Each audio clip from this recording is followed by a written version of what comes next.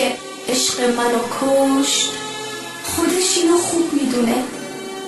همه چیمو پاش گذاشتم که نرم و تنها بمونه. واسه چشاش میمردم اما اون نخواست بدونه. نمیدونم واسه چی نمیخواست پیشم بمونه. مرتضی سرمدی.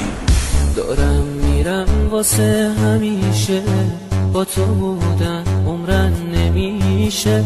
سزای کار تو همینه، تنها باشی واسه همیشه. دارم میرم من از کناره، ندارم دیگه کاری به کارت.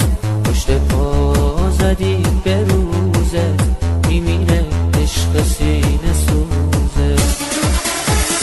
کی واسه چشات میمردش، کی واسه قصه میخوردش، کی تو رو با همه قصه و غمها و دردان به عشق سونده.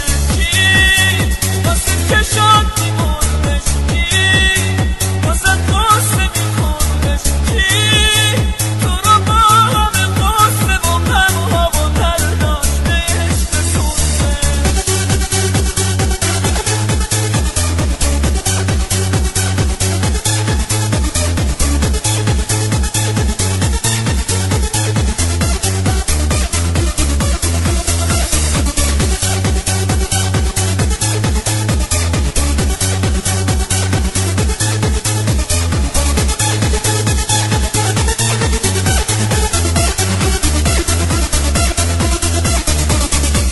رسیدن به تو که افسوس به تباهی میرسیدم.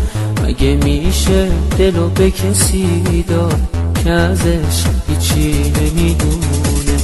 وقتی رفتم تازه میفهمی که چی بودم و چی کردی با من. تو رو من خیلی دیر شناختم، وقتی به پات همه چیمو با